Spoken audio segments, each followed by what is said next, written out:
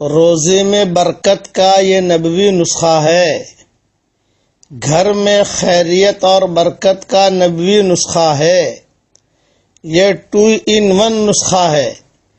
آپ اس پر عمل کریں تو آپ کے روزے میں بھی برکت ہوگی اور آپ کے جو پڑوسی ہیں ان پڑوسیوں کے روزے میں بھی برکت ہوگی۔ آپ یہ عمل کریں تو آپ کے روزے میں برکت اور خیریت عافیت ہوگی، اور جتنے بھی آپ کے پڑوسی ہیں دائیں بائیں آگے پیچھے اوپر نیچے، ان کے روزے میں بھی برکت ہوگی۔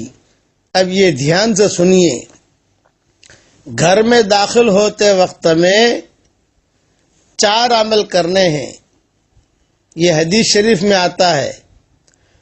نمبر 1 سلام کرنا، نمبر 2 سورہ فاتحہ پڑھنا، نمبر 3 سورہ اخلاص پڑھنا، نمبر 4 درود شریف پڑھنا۔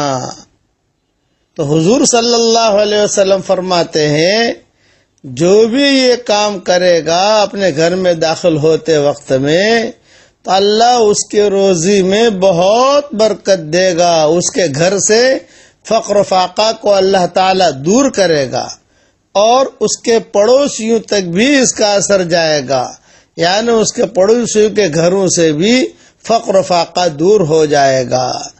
یہ بہت بڑی سعادت مندی کی چیز ہے، یہ نبوی نسخہ ہے۔ اچھا، اس کے اندر ایک بات کی میں وضاحت کر دوں کہ کبھی ترتیب میں آگے پیچھے ہو جائے، مثلا سلام تو سب سے پہلے آئے گا ہی آئے گا، لیکن کسی نے پہلے درود شریف پڑھ لیا، بعد میں سورہ فاتحہ پڑھ لیا، بعد میں سورہ اخلاص پڑھ لیا، کوئی حرج کی بات نہیں ہے۔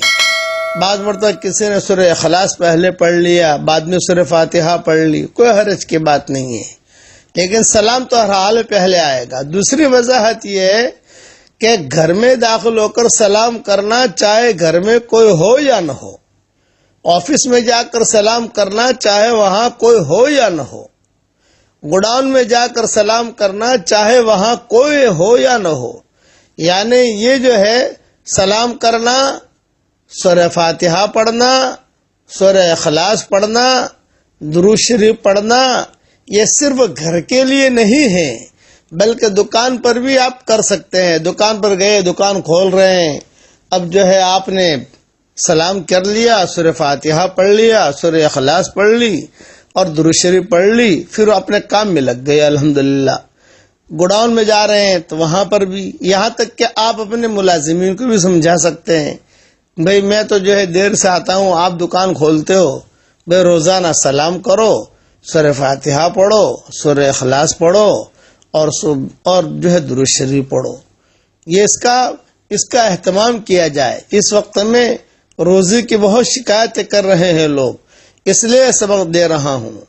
اب اس کا حوالہ سن لیجئے کہ یہ جو میں نے بیان کیا ہے اس کا حوالہ ہے در منصور، سورہ اخلاص کی تفسیر میں صفحہ نمبر 677 پر یہ روایت موجود ہے، اور حسن حسین میں بھی موجود ہے۔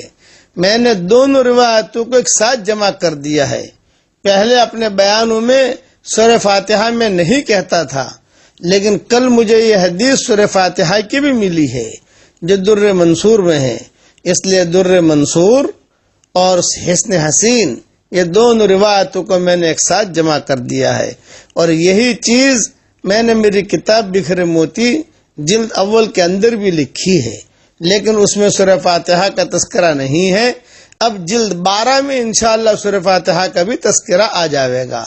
اللہ تعالی مسلمانوں کی اجتماعی اور انفرادی پریشانیوں کو اللہ تعالی دور فرمائے، اور عافیت کے ساتھ جو بھی روزی کے بارے میں پریشان ہوں اللہ تعالیٰ ان کے روزی میں عافیت کے ساتھ خوب برکت دے۔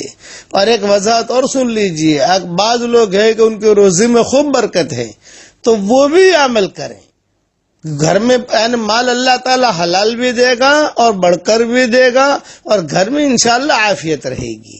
اللہ تعالیٰ عمل کرنے کی توفیق عطا فرمائے۔ والسلام علیکم ورحمۃ اللہ وبرکاتہ۔